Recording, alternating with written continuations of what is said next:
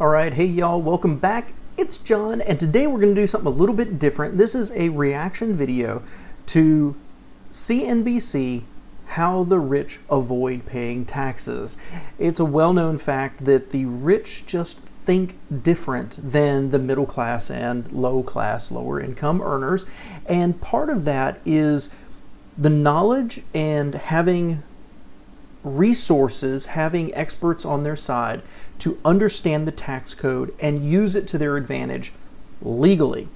So CNBC did this video. It's about 11 minutes long. I've not watched it, so I thought I'd do a reaction video, see what they say, and see exactly what we can learn from it. So let's jump in.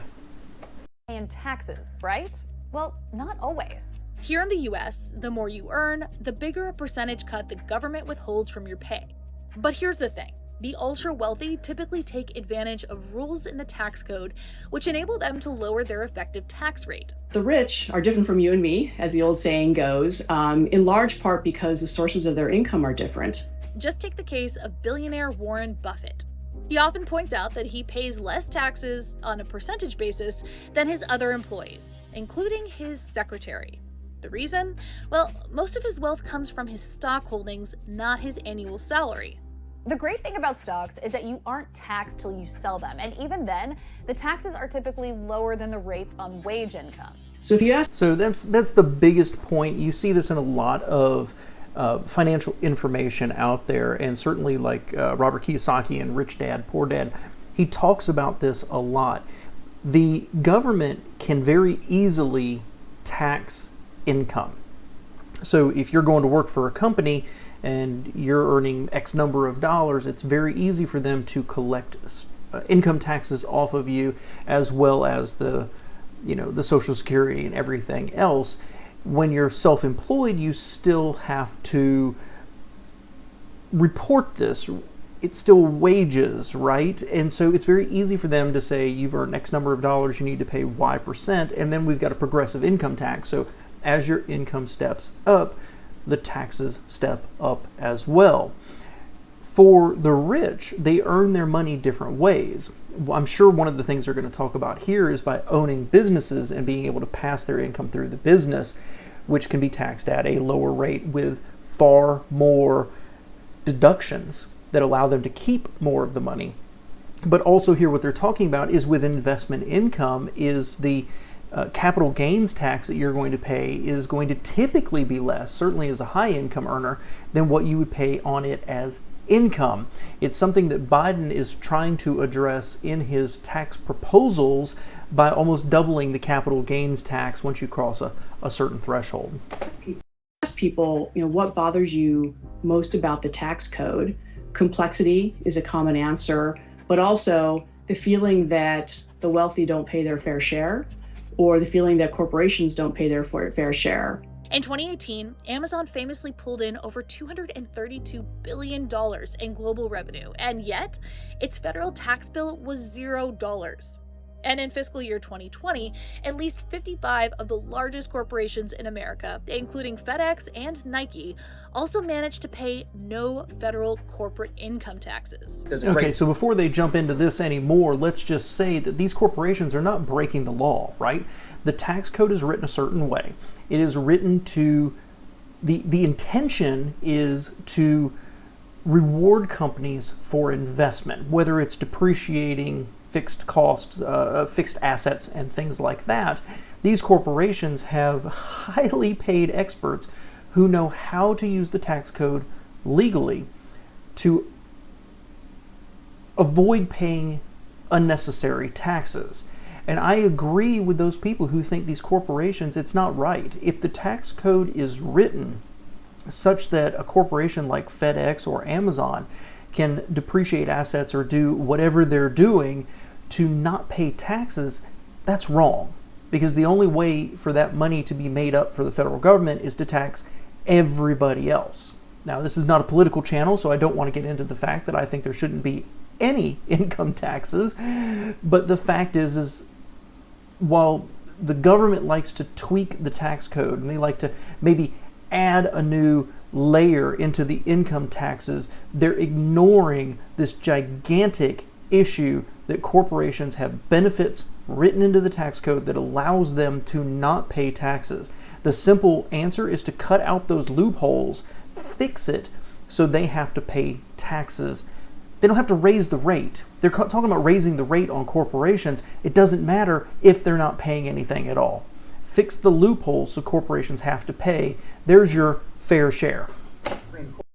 Supreme Court case with Judge Hand going many years ago that it's not the taxpayer's responsibility to pay the most taxes that he can. It's the taxpayer's responsibility to pay the least taxes that he can. There's even a rule within the IRS code that if you want to pay more taxes, you can write a check to the United States Treasury and you can take a tax deduction for that. But some experts say tax breaks are designed to reward the taxpayers who are helping to pump up the economy. Individuals who are not, again, contributors in terms of real estate and businesses, they don't get tax benefits, but it's because they are not contributing to, the economic growth at a larger scale. So how exactly are the country's biggest earners? And so that's part of the reason that we've got the capital gains tax, at least up to now, written the way it is if you're investing in a company, they see that as building the company, building the economy, building jobs, and they want to not punish you for it, so you're taxed at a lower rate versus income taxes on everybody else. Code to avoid paying taxes. To understand how the wealthy take advantage of the tax code, you first have to look at where all that wealth comes from. The biggest loopholes arise when you have assets. Most Americans don't have assets. All they are depending upon is their income from their salary from their employer. So if you have someone who has assets such as business and real estate, again, they are unlocking different areas of the tax code that most individuals do not get to explore. You can think of someone's wealth as being comprised of separate assets which fit into one of three different tax buckets: taxable, tax deferred, and tax-free. If your only form of income is your annual salary, then all of your wealth just fits into the taxable bucket. But the rich also tend to diversify into other types of assets and investments that the tax code doesn't consider to be taxable income. So most important word you might hear in this entire video is right there, and that is diversify. Second most important would be assets. There are individual retirement accounts, some of which are not subject to federal taxes, and then you have investments like stocks that fit into the tax-deferred bucket. If the value of your stock portfolio goes up, you don't owe tax on those gains until you realize that gain, aka not until you sell that stock. And even when you do sell, the tax rate is typically lower than the rates on wage income. Capital gains can be avoided in life and also largely avoided in death. And so that's highly advantageous to high income, high wealth people. Capital gains taxes also apply to bonds plus tangible assets. So think things like real estate or cars and boats. And with the right tax planning, you can time it such that you only realize those gains during a fiscal year when you have big capital losses to offset that gain. You can also skip the tax entirely if you pass that appreciated portfolio onto your heir when you die. Plus, owning property opens up higher earners to even more ways to chop down their tax bill. Okay, so I'm going to interject there. That's one of the things that Biden has been talking about and has proposed in his revisions to the tax code, is that ability to take, whether it's real estate or stocks, is to pass those on to your heirs. Right now, there's what's called a step up, which is that if you, let's say your mom has some stock and she bought it at $10. And when she passes, unfortunately, and you inherit that stock, it's now at $50. The new value for taxable purposes in the future when you sell it is now $50. That's when you took it. So you eliminate that appreciation and having to pay tax on it. When you sell it in the future, let's say you sell it at $60, you're only paying that $10 difference right there. The Biden plan is to eliminate that, or at least to eliminate it with a pretty big threshold you have to overcome first so that they recapture more of that total growth. Same thing is also going to apply to real estate for high-income earners over $1 million, as I recall. If you inherit a property, you've got to pay taxes once you cross a certain income threshold. But all of these little strategies here, you'll notice the rich are diversifying. They're owning assets that are either tax deferred. You can do this with an IRA or a 401k, for example, investing into other real estate, into stocks that are appreciating, where you don't have to pay a tax until you get to realize that when you do sell it. And they're conferring with experts on when to time some of this. You could imagine if you're a relatively high net worth individual and you've got a stock that's doing really poorly, but you've got some gains on the other side, your advisor might say, sell the bad stock. You're going to take a loss, but it's going to offset the gains over here. That's how the rich can use the tax code to their advantage. It's perfectly legal, and we can all do it if we've got the assets and we've got the knowledge.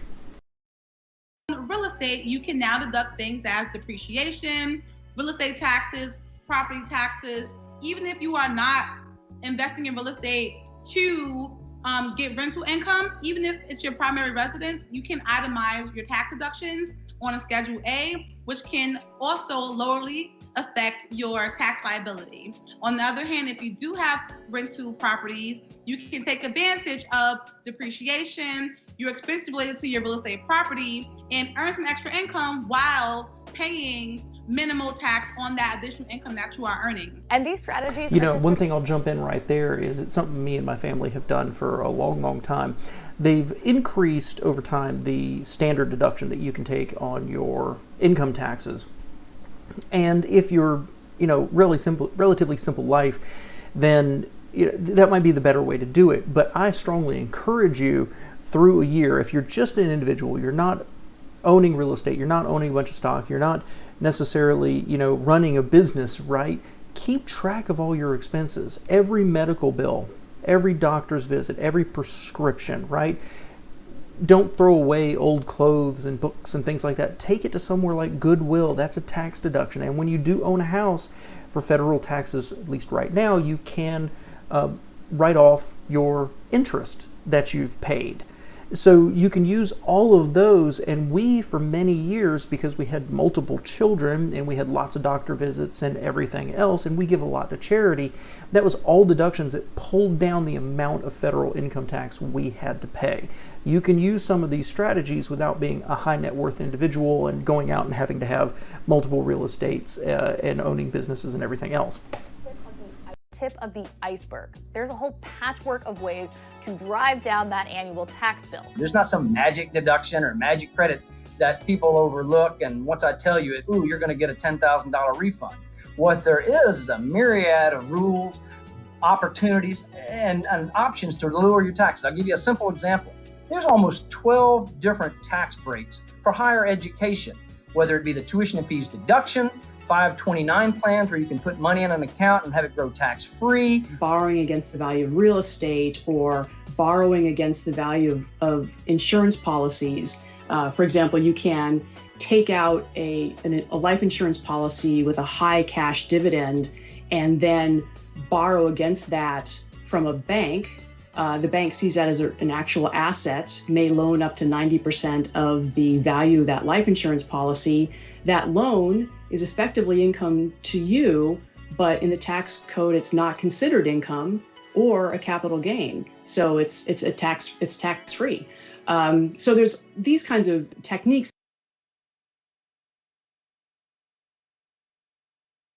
that can be used if you have a lot of income and a lot of assets that are just not available to ordinary people that don't have that kind of disposable.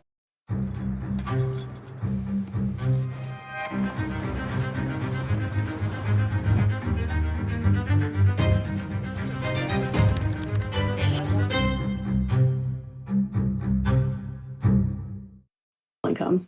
In 2013, many-time Grammy winner Lauryn Hill was sentenced to 3 months in prison, 3 months of home confinement, plus a $60,000 fine for not reporting more than $2.3 million in income. She isn't alone. Some of the biggest names in Hollywood have had serious run-ins with the IRS for failing to pay their fair share of taxes. To be clear, these are all examples of tax evasion, which is illegal, Not to be confused with tax avoidance, which is legal, even if it is deemed unfair by large swaths of the population. Yeah, and that's what I was saying earlier. What the wealthy do is understand, have experts who understand the tax code and use it to their benefit. That's not illegal. You might think, if you're struggling, you might think that's unethical, but that's the way the law was written. And if Congress is writing the law, if they're writing the tax code that way, they want you to use it. They intend for you to be able to use it. That's very different than tax evasion, which is where people just don't claim income or they lie. That's going to get you in hot water. Tax evasion is illegal and is actually punishable for up to 5 to 20 years in prison. And the law is pretty black and white. There may be some new grayness on things like cryptocurrency, and other new innovations in the world. But most of the time, you know it when you owe it. And I can certainly tell whether you owe taxes or not on a situation. But when people come in with fabricated dependents, made up deductions, phantom partnership losses, that's when you get into evasion. And evasion's the line crosser. Those sophisticated tax strategies that we just talked about, they are all totally legal ways to avoid paying more taxes than you absolutely must. Tax avoidance, on the other hand, is utilizing the tax code to benefit you in the way that is legal. So if there is a deduction for you having a dependent or you being able to expense something through a business, as long as you're following the tax code and the guidelines, you can take these tax positions. Thanks to lax enforcement by the IRS, tax avoidance by the top 1% of taxpayers could exceed $5 trillion by 2029, according to former Treasury Secretary Lawrence Summers. This same report found that the top 1% account for about 70% of underreporting. So why is it that the country's top earners also tend to be pros in the arena of tax avoidance? Experts tell us a lot of it comes down to tax planning. Wealthy individuals, tax plan. Most Americans don't have a tax plan. And a tax plan is going to encompass the CPA or tax accountant to go into the new stimulus package or new tax reform and actually look at how they can use the new changes in the code to benefit their clients. These wealthy individuals have that guidance throughout the year to get them to a more reasonable position by year end. And I will absolutely chime in here that for many years, I did my own taxes. I tried to do my own taxes as it got more complex and more dependence and side businesses, side hustles, things like that. I started going to a very national firm, loved it, had a guy working with me. His name was Henry Fortune. Great name for your CPA guy. And then I stopped for a long time. I tried to do it myself, and the tax code just gets more and more complex, and as your life gets more and more complex, I've now partnered with a CPA about 5 minutes away from here, and it is so beneficial to be able to reach out to them and here's what's coming for the year. This is what I read about the changes. What can I do? Oh, be sure to put at least X number of dollars into your IRA and do this and position yourself for the best positioning for the taxes for that year. Tax planning at the beginning of the fiscal year instead of scrambling at the end of it. A tax loophole is a provision in the tax code that allows people to reduce their taxes to a point below that intended by the lawmakers. In other words, it's a technicality that lets the filer avoid a law without directly violating it. Not everyone likes the connotation. Yeah, loophole's kind of a bad word. I'm not even sure what loophole means because it's either legal or it's not legal. And if it's legal, then it's not really a loophole. I would put forth it's a best practice. And what I would tell you, some of the best practice, not of just high income earners, but any smart, savvy taxpayer, is to take advantage of all the tax rules in the law. That's what I was saying earlier. I mean, although I did use the word loophole earlier, I admit that. The fact of the matter is, if it's written in the code, it tends to be pretty black or white. Can you use it or can you not?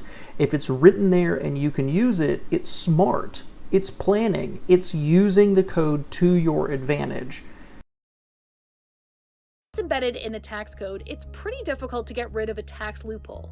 Each one not only benefits somebody by saving them money in their taxes, but it also typically has an army of lobbyists backing it up. Sometimes they're not partisan because they are more about protecting a given economic sector or even specific businesses, and that has to do more with the locale. It might be more about what parts of the country, what states, what congressional districts have a certain economic sector that's very important. Essentially, the U.S. tax system creates an incentivized system for those who aspire to achieve wealth. And here's why. You get tax credits for having a business or having real estate. In that act, you are creating opportunities to employ people or creating opportunities to house people. Unemployment and homelessness are two of the major concerns for any government. So why not give tax incentives to those who are going to assist in creating a way to aid these issues? Amen. Amen. The tax code, a lot of these loopholes that they're talking about, again, they're all written for some purpose. I think that a bipartisan commission could come together and eliminate a huge number of these, especially on the corporate side, like we were talking about earlier. But they're all there for a purpose, to incentivize something, whether it is to own rental property and therefore provide housing to people who maybe couldn't buy it outright, whether it is to start a business and all the deductions that come with a business. The fact is that it's there for some reason. Some of them don't make sense to me.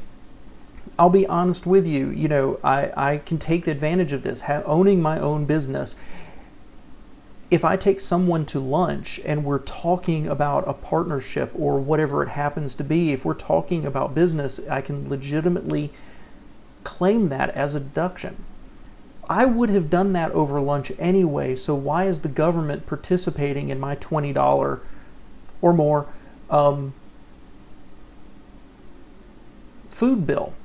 If I give a gift to a client, I'm allowed to deduct a certain percentage, a portion of that off.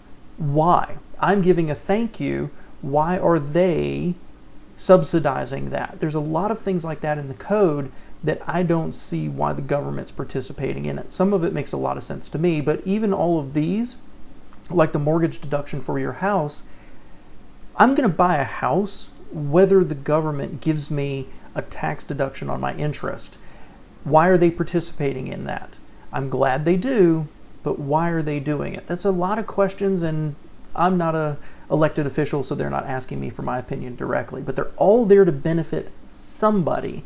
It's your good job to figure out, do you fall into one of those categories? So if you close out tax loopholes and tax incentives, we don't know what the outcome would be, because this can potentially discourage individuals who are contributing to the vast growth of our economy to not make those contributions at a more accelerated rate. Despite the quagmire of opposition, the question as to whether or not to close loopholes often pops up in elections and with new administrations. Just take the Biden White House. The president is taking aim at some pretty popular loopholes in the tax code, though it remains to be seen whether he'll succeed.